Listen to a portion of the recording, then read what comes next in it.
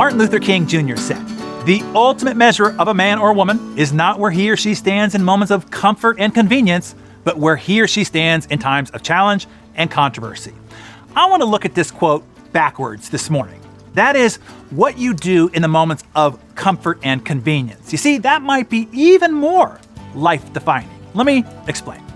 Climbing Mount Everest has become a symbol for many people as the pinnacle of personal achievement, the ultimate trophy to be had, to be able to say that you climbed the highest mountain available to mankind. It is an arduous climb that requires the very best of you to make it to the top. One climber said, "It forces you to look deep inside yourself and figure out if you really have the physical as well as the mental toughness to push when you want to stop, to continually hit your wall and continually break through it. There are 1,000 reasons to turn around and only one to keep going, because you said you would." But get this, of all the deaths that have occurred on Everest over an 80-year period of time, 73% of them occurred not going up, but coming down. The descent going down is 4.8 times more dangerous than the ascent going up. Why? Because when you are climbing up, you are fully in the struggle. The struggle has your full attention. And that climber, as he said, you are forced to focus, forced to dig deep inside yourself, forced to push yourself. But on the descent, you can relax. You lose focus. You aren't summoning all that you have, you get lazy. On the descent, your adrenaline is lower and your concentration is less acute. You let complacency set in or allow for overconfidence, and that is where more deaths occur. This happens in your life as well. It's easy to pay attention to your kids when they're in a crisis. It's easy to give your spouse the attention they need when you are hit with the "we have to talk" line. It's easy to cut sugar and carbs out of your diet when you get diagnosed with diabetes or you're a month away from your wedding. In your business, it's easy to cut costs when you run out of money and can't make your bank loan. It's easy to let go of non-productive people when you are forced to do layoffs. It's easy to focus on customer experience after a PR crisis.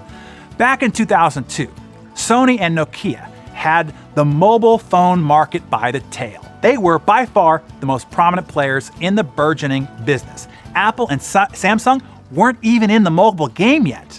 Based on Nokia and Sony's dominant market share, strong consumer brands, and their existing hardware and cellular capabilities, they were on an assured path to continue their exponential growth. So what happened? Nokia and Sony literally fell off the mountain to their death. They got lazy.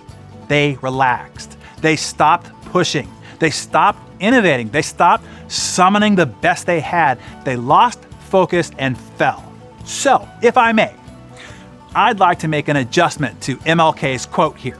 The ultimate measure of a man or woman is not only where he or she stands at times of challenge and controversy, but also, and maybe even more important, when it's easy to drift and lose focus in moments of comfort and convenience. I have seen achievers who literally go from crisis to crisis. A crisis is the only thing that gets their attention. If they are not in a crisis, they create one. A crisis is the only thing that gets them to take action. This is not healthy. This causes them to yo-yo.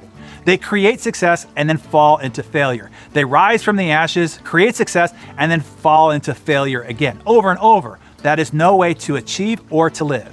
If they only kept doing what they did to create the success while they were successful, they'd not only sustain success, but have it multiply on itself.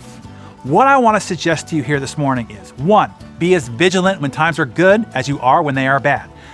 Keep your focus, keep digging deep, keep pushing yourself, always. 2, the best time to repair the roof is when it's sunny outside. When it starts to rain, it's too late. But often, that is the only time people wake up to the disrepair of their house. As Warren Buffett said, when the tide goes out, you get to see who's been swimming naked. Every function you'd perform in a turnaround situation is what needs to be diligently considered always. In business, that means intelligent cost cutting, trimming your product lines and focusing on your winners, streamlining your internal processes, personal visits and staying close to your customers, investing in the development of your people, pushing for innovation, running experiments and testing, refining your market strategy for maximum leverage, keeping pressure on growth. If you aren't growing, you are dying. In your personal life, that means assessing and improving your diet, adjusting your workouts to break plateaus, reprioritizing and trimming your to-do list, reprioritizing and trimming your relationships, reducing expenses and growing your investments, refining your goals, plans, and work methods, pushing yourself for continual improvement. If you aren't improving, you are falling behind. So remember, while the ascent is thrilling and adrenaline-filled, it is the descent, when the pressure is off, where 73% of people fall to their death. Stay vigilant. Hey, my Darren Daily friends. The end of the year is quickly approaching. Now, while the average folk in the world look at it as if they are on the downhill slope and can start to relax, we know from what we talked about today that this mentality is dangerous. The descent is where so many fall to their death in business and in life, metaphorically speaking. Now, more than ever, you need to be focused on your goals, staying vigilant. This is exactly why I put together the Insane Productivity Program. Everything you need to end the year strong, to keep that focus and vigilance, and give you the tools and proven strategies on how to multiply your productive output so that you can live the life that you were meant to live and be the beacon of inspiration to all those around you, is baked inside.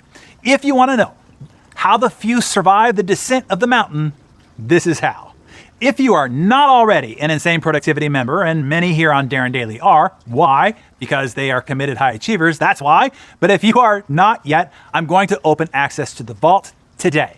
Enrollment is typically not open publicly, but today I'm giving you, as a Darren Daily member, exclusive invitation to join us. But you have to step forward, out of the shadows of lurking and just being a spectator here on Darren Daily. You have to cross the threshold and answer your call to adventure. A heroic journey awaits you inside of Insane Productivity. Click the link below, gain the tools to become insanely productive, insanely fast, and do it all sanely.